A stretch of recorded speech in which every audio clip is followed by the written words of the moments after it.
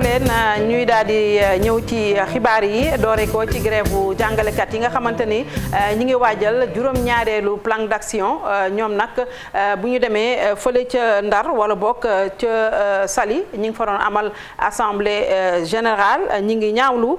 li nga xamante ni moom la gouvernement bi taxawee ak ñoom ñàkk daal di saafara seen i tawat yi nga xamante ni xaatimoon na ko ak ñoom 2018 ba tey jii bi ñuy amal seen assemblée générale ca Saly Portudal ñi ngi nee nañu rafetlu ñu itam li élèves yëpp génn ci mbedd mi di ñaxtu nee na nag kii njaag gouvernement bi mooy njaag dañuy déglu ki nga xamante ni moom mooy seen kaddu wala boog ñu dem si ànd seek Abdou Rahman Diallo ak Mamadou Gueye.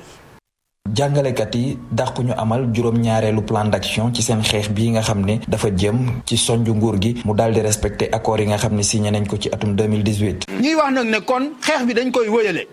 te li ci topp mooy ci plan d'action bii di ñëw ñu ngi jox rendez-vous enseignants au Sénégal yépp ca Ziguinchor ñu leen di ñaan ñu ñëw fekkee doxu ñaxtu bi nga xam ne daañ ko fa def ci alxames fukki fan ak juróom-ñaar ngir ñu won nguur gi ne kontaanuñu ci doxalinam. te tant que mu ngi salfaañe ak yelleefu jàngalekat yi daañ woyale xeex bi. jàngalekat yi di xamle ni lenn rek la ñu bëgg mooy injustice bi nga xam ne moom lañ nekk di dund li ni mel mu dàq. réew yamale moo ko yor lu tubaab naan justice sociale ak équité loolu moo tax jàngalekat yi mënuñu ko nangu parce que loolu conséquence bu mu indi tey mooy démotivation démoralisation mooy tey kenn bëggatul jàngale koo wax mi ne la du ma dem jàngale concours yi boo ko gisee ñëpp a ngi jóge ci njàng mi di dem professeur mat amatul philo amatul espagnol amatul yeneen discipline am na déficit parce que ku am buntu jaar foofu dem sa yoon. grève jàngalekat yi tax na ba ndongo yi ñoom it daal di sóobu ci ay grève jàngalekat yi di xamle ni coowal école bi du kenn ku dul nguur gi. élèves yi lu ñuy def seen droit la dañu war a am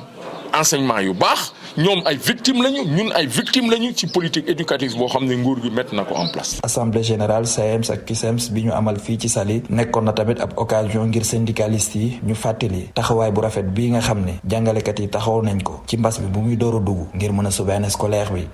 ñaareelu bés bi nga xamante ni élèves ya nekk ca Ndar ñi ngi ci manifestation démb ak tey sax dañ cee boole xale yi nga xam ne ña ngay jàngee ci école privée ya naka noonu ñi nga xamante ni ñoom ñooy responsable école publique ya nekk ca Ndar nee nañu kat ñi ngay bëgg a tiit nag ci seen kaaraange moo tax ñu ni ñi ngi ciy woo nguur gi dañ ciy déglu ki yor seen kàddu di Cheikh Sidati Mbaye ci micro Ousseynou Diop.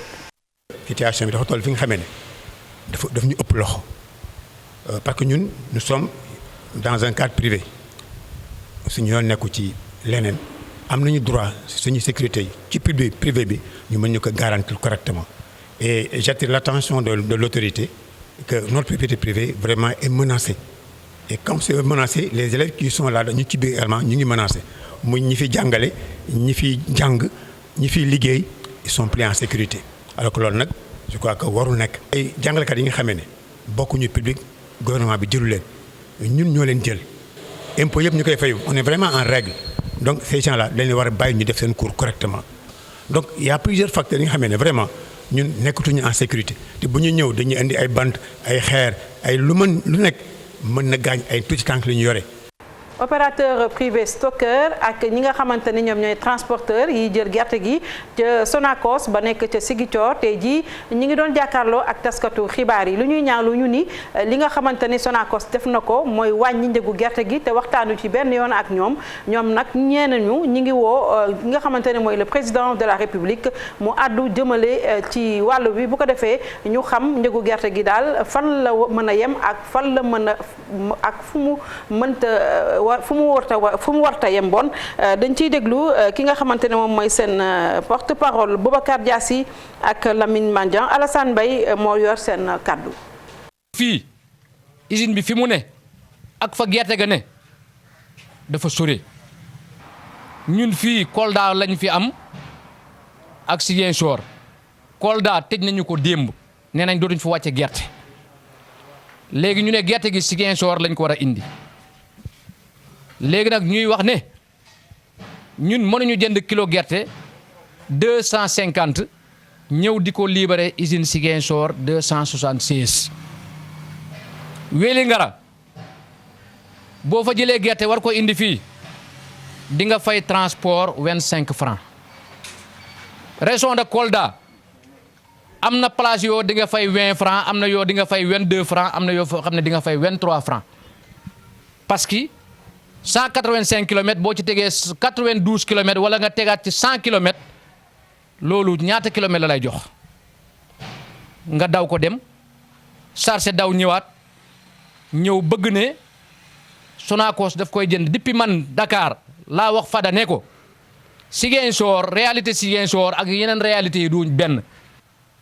te dañ bëgg a lancer appel président Macky Sall ndax lii yëg na ko parce que ministère d'agriculture moom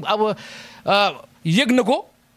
xam na lan moo xew parce que moom def na tournée ci àll bi ne gerte gi kenn wàññiwu ko bu ko kenn jaay moins de 250 te man yaakaar naa lii rolom su fekkente ne lii am na moom moo ci war a taxaw wax Fada ne ko li nga doon jëndee na nga ci continuer wala mu wax ko mu àggale ko président de la république su fekkee jotu ci. dañuy daal di wax ci Pape Amadou Sarr jiite DER di délégation à l'entrepreneuriat rapide nee na ci diiru ñetti at rek génnee na juróom-ñetti fukki milliards ci sunuy koppar daal di koy jébbal ci lu toll téeméer ak ñaar fukki nit ak juróom bi muy dalal ki nga xamante ne mooy jiite BAD Banque africaine de développement la wax li ni mel te nee na itam am na yeneen projet bu yoo xamante ni lépp ci ndaw ñi la ko nar a jëmale dañ ciy teelu reportage Habib Faye Pape Sangone Mbaye. téeméer ak ñaar fukk ak juróomi junnik doomi aadama ñoom ñooñee ñoo am ci financement bu DER bokk na ci jigéen ñi nga xamante ne itam lu ci ëpp ñoom lañu ko jagleel délégation bi génnee na enveloppe bu toll ci juróom-ñett fukki milliards ci suñu koppar ci diirug ñett at tey njiitu BAD ñëw ci Sénégal Pape Amadou Sarr wax ay mbébétam jëmale ko ca DER. loolu boo ko gisee aussi def nañ ko ci secteur agriculture mbay ma napp transformation produits halieutiques agricole ak lépp luy dem ci xarala yu bees ci économie numérique. moo ñu njëkk jox confiance après président Macky Sall bis ni que tey jot nañu benn financement bu toll 74 milliards bu BAD ak agence française de développement jox Sénégal à travers la DER pour que ñu mën a jàppale ndaw ñi ak jigéen ñi. délégation bu entrepreneuriat rapide ñeel jigéen ñi ak ndaw ñi la mu gën a bëgg rek mooy gën a yaatal liggéey bi waral na itam fas yéene jàppale yeneen dëkk ya wër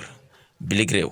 te kontaan na trop te nee na bu demee dina xool ak président Macky Sall nan la ñuy gën a dooleel projet bi yokk xaalis bi ba pare jël projet bi def ko au niveau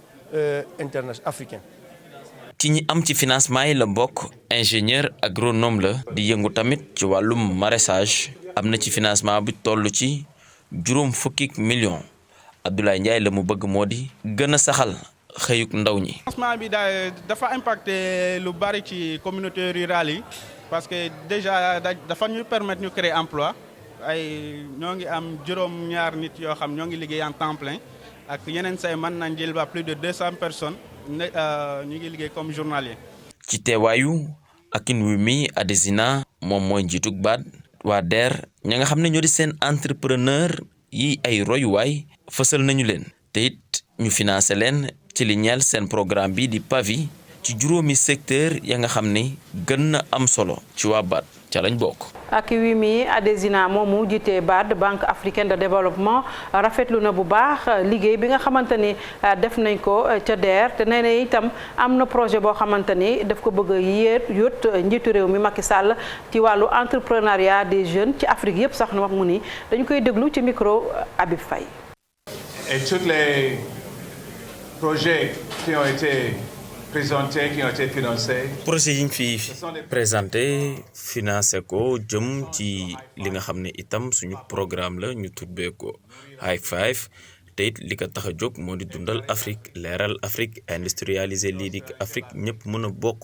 ci biir Afrique waaye tamit gën a mën a yokk ana ba nga xam ne doomu Afrique yi noonu li ñuy dundee man nag maa ngi leen di féliciter bu baax a baax ci seen liggéey gi nga xamante ne am na solo investissement des jeunes yoo xam ne.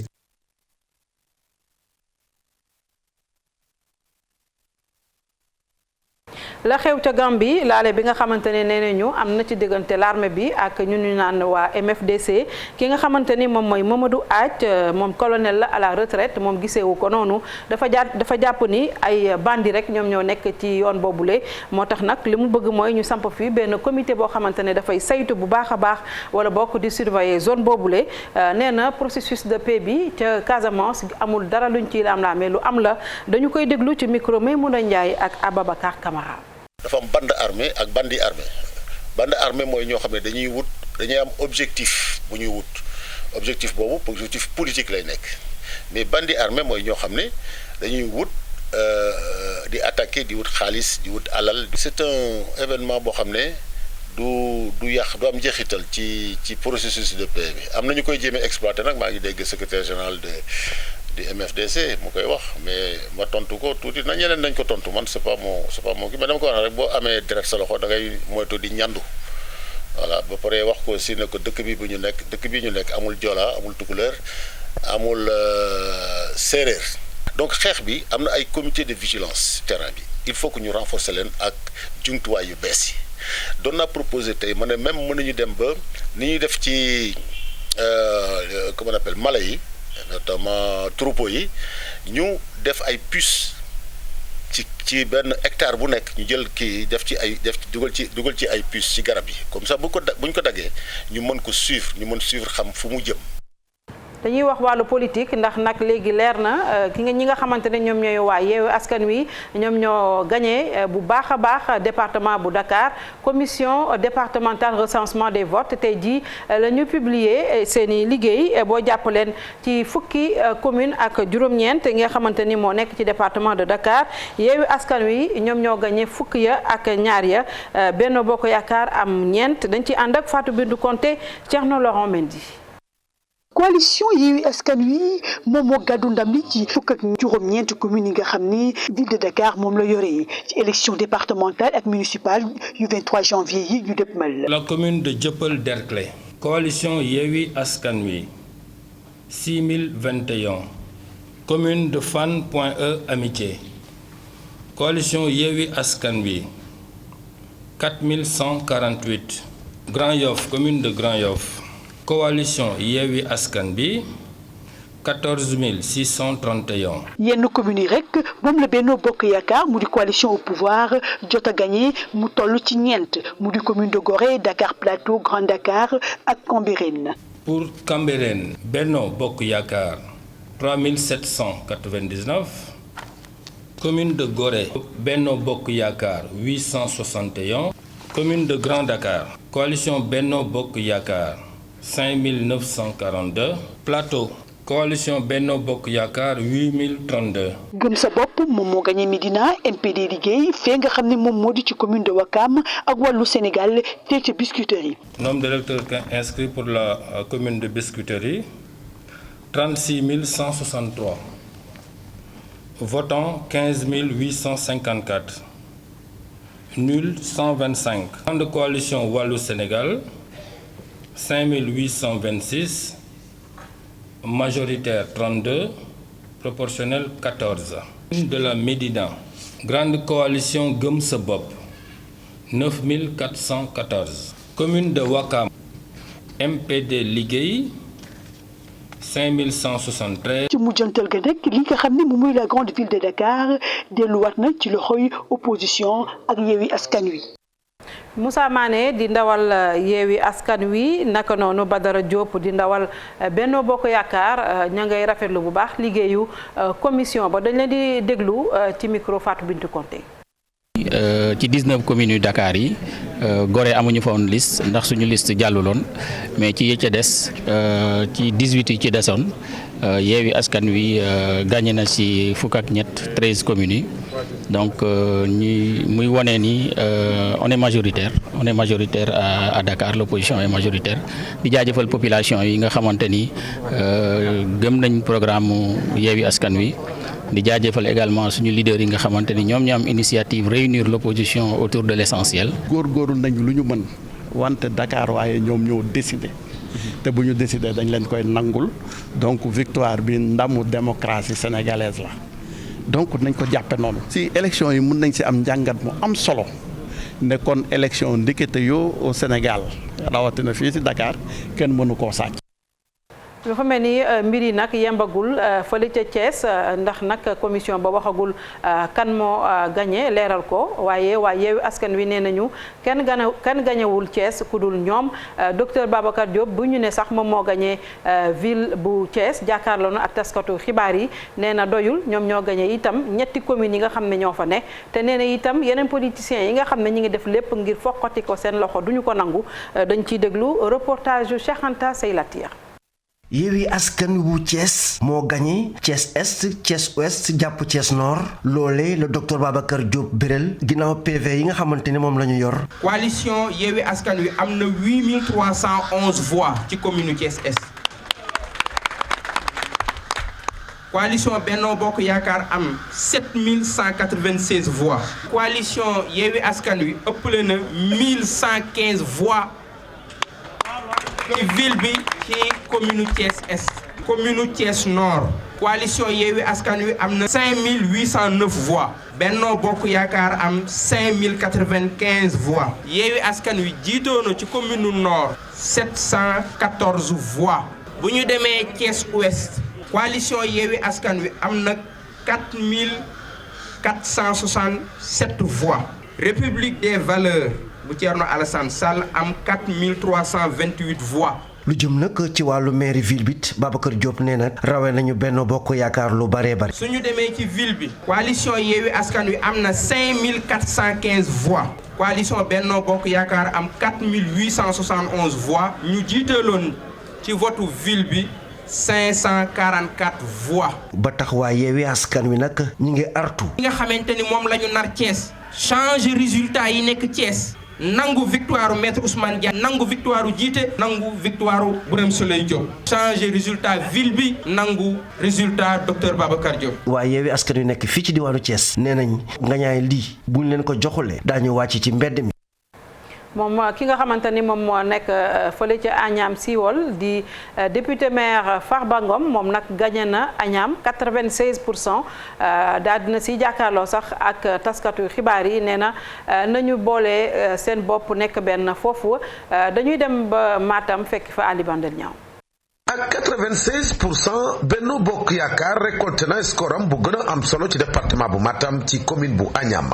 Farba Ngom mi doon jonganteel ak yeneen ñeenti liste ñëpp doon ay kilifa ci APR demee woon ci ay liste parallèle gagné na leen ci mboolem centre de vote yi ci biir commune bi. di gërëm waa population Agnam militant ak militante yépp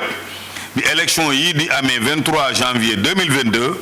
élection yi nous sommes 56 conseillers ñu amaat 96,72% yaakaar naa ci Sénégal ni ma déggoon ñuy wax yëpp boobu yëpp j'attendais les résultats officiels nous sommes un dans ce pays bu amee keneen koo xam ne raw na ma ci wàllu élection aussi il n'a qu'à se prononcer ma xam ne je suis numéro 2 mais là où je vous parle je prends que je suis numéro 1 dans ce pays en 96,72% di gërëm population Agnam département Matam aussi nga xam ne maa ko doon coordonné ñu gagné largement avec un écart presque plus de 40 000 voix au niveau des urnes loolu sant yàlla la gërëm ñëpp di gërëm aussi ñi nga xam ne ñoo jàppale woon pour Benno ak ñi nga xam ne amoon nañ seen liste parallèle mais qui sont de l'APR. conférence de presse la amal dajeek taskatu xabaar yi député maire bu Agnam di woo jubóo ci biir langum président Macky Sall waaye nag di interpeller kilifa yu mag ci APR nga xam ni dañoo nërmeelu seen dëkk ci dëkk yu mag yi. c'est am na ci loo xam ne responsable ñoom ñoo war a xoolaat seen bopp politique dafa am noo koy tëralee man de bu ci yàlla àndee tant que maa ngi ci arène politique incha allah du ma mus a perdre Agnam parce que bu ma demee bay xam ne du ma perdre sax du ma jongante donc ñoom ñoo war a xoolaat seen bopp on peut pas te donner toutes les choses qu'il faut dans un pays ñu jox la ay ministères ay directions générales responsabilités yi gën a kawe ci biir réew mi ñu jox la ko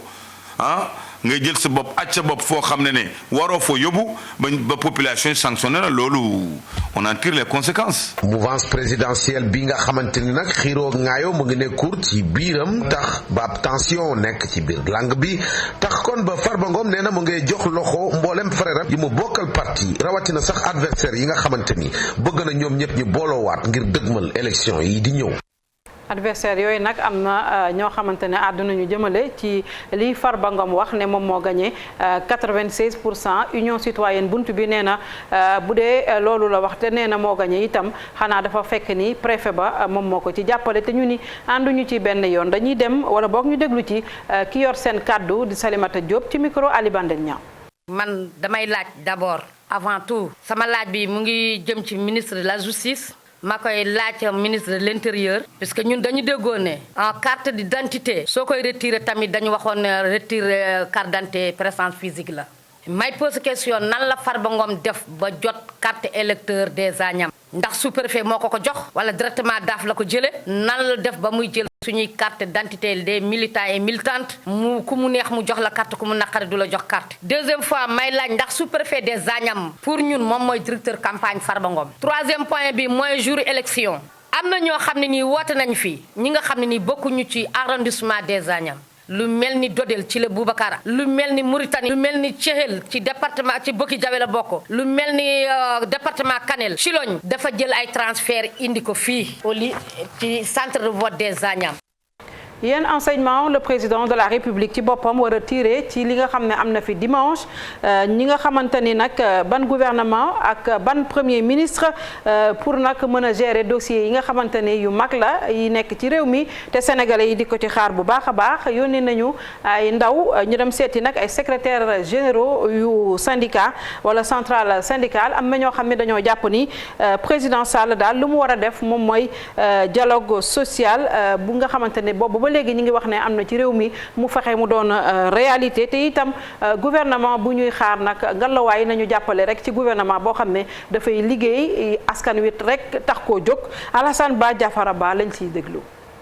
bëri na ci ay observateurs yu jàpp ni moom président Macky Sall dafa war a def ab analyse ci xel bu dal lépp li nga xamante ni tukkee na ci jongante gox yeeg goxaat yi bokk na ci moom Elimane Diouf du yàgg dara ñu tabb ab gouvernement bu yees. donte du ab analyste politique moom secrétaire général bu CSA jàpp na ni njiit réew mi dafa war a teg de côté lépp li nga xamante ni considération politico-politicienne la. li ma ciy jàpp mooy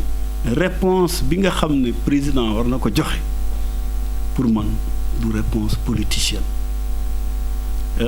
gouvernement bi mu war a mettre en place dafa war a nekk gouvernement wu liggéey parce que ñi ci ëpp. en tout cas plus de 80% ñi ci ëpp politique la ñuy njëkkee balaa ñuy def seen liggéey ou bu ñuy prioriser pratiquement politique la ñuy prioriser. njàngat bi ni mel daanaka bokk na ko ak njiitalu CNTS FC. classe politique war nañ jàng ne peuple sénégalais peuple bu mature la am nañu système électoral bu nga xam ne bu wóor la kon nit ñi wóolu nañ seen carte. bu ñu xamee ne am nañ système électoral bu buur ñu ngi leen di xaar ci carte yi kon jàpp naa ne président jàngat yooyu yëpp dina ko def. défi yi leen di xaar bari lool erreur yi ñu war a corriger bari itam gouvernement bi war a ñëw war a def li nga xamante ni mooy dialogue social ab réalité. gouvernement bi di ñëw ki koy jiite muy technocrate muy politicien lii président war a mettre en avant mooy décharger ko ci tâche politicien. jox ko orientation mu mettre en œuvre des projets porteurs pour les populations. passif social lu président Macky Sall war a bàyyi xel la ci gouvernement bi muy teg mu nekk gouvernement bu jege askan wi premier ministre bu jege askan wi mais gouvernement bu déglu askan wi également. donte sax yenn ci ay leader bu coalition bi nekk ci nguur gi gëmuñ ne gagné nañ leen waaye li am ba am mooy Benno Bokk Yaakaar atteindrul ay objectif am kon nag président Macky Sall moo war a tirer lépp li nga xamante ni ay enseignement la mu di ngëneel ci li ko dese ci mandaam bi. jeexale tàggat yaram ndax nag Coupe d'Afrique des Nations de football ba yam ca Cameroun ma ngay wéy tey nag gayndey Sénégal yi amal nañu seen entraînement bu mujj ca Bafoussam ñett rek ñoo ca bokk na ca Bamba Dieng ndax nag dafa am ay gaañu ci oom yi Fodé Ballo Touré dafa am moom itamit gaañu ci adducteurs yi Sadio Mané xam ngeen ne moom dañ ko bàyyi rek mu noppalu gaynde yi dinañ jógee ëllëg ci ngoon foofu ca Bafoussam wutali Yaoundé capitale Cameroun foofu nag la ñuy jouer seen quart de finale war a nag dajeek Guinée équatoriale dimanche lay doon dañ ciy ànd ak ñenn ci suñuy envoyés spéciaux Mamadou Ndiaye ak Ahmed Niang. ñaar fukki gayndeek juróom ñoo amal séance d'entraînement bi tey ci ngoon fii ci Bafoussam kii di Bamba Dieng mi nga xamante ni dafa am jafe-jafe genou ak Fodé Ballo-Touré mi am jafe-jafe adducteur ak Sadio Mané mi ñu bàyyi woon mu noppalu ñoom teewuñu séance d'entraînement bi waaye kii di directeur technique bi moom mi ngi dalal xel. Tout à l'heure gis ngeen entraînement bi am nañu ay absent yu nekkul ci séance bi mais absence boobu du dara c'est parce que simplement Ballo-Touré dafa am adducteur depuis match bi keroog bi mu duggee. Bamba également dafa am benn choc démb mais teewul ko également aussi nekkul lu metti il ko bàyyi mu reposé wu et ensuite également Sadio bi nga xam ne également aussi vraiment mi ngi ci càmm il se porte très très bien peut-être mën na am suba mu retrouver terrain bi quoi. équipe nationale bu Sénégal fas yéene bàyyeekoo fii ci Bafoussam suba ci àjjuma ji ci ngoon wutali fële ca Yaoundé ngir waajal seen quart de finale seen digganteeg Guinée équatoriale. et je pense que cadre bi daal permettre nañu liggéey bu baax a baax vraiment et bon c'est sûr que on va pas du ñu am cadre maintenant bu ñu demee à Yaoundé parce que c'est vrai que bon Yaoundé c'est un peu serré déjà l'hôtel bi ñuy dem déjà c'est en pleine ville mais on va essayer quand même de nous adapter par rapport à ça bon de toute façon il faut bien s'accommoder. Sénégal Guinée équatoriale ñu ngi ko jàpp dimanche ci bu 19h jotee fële ci stade Amadou Ahidjo bu Yaoundé. incha allah ndam rek ñu ngi ñaanal gaynde yi ñu daal di gañewaat quart de finale yi bu ko defee dem demi-finale dem finale rek daal di indi coupe bi noonu rek lay demee incha allah yàlla mën na ko yàlla na ko def di leen yàlla na ko yàlla def di leen gërëm bu baax dañuy dem publicité après le 20h Sara Cissé moo fi teew.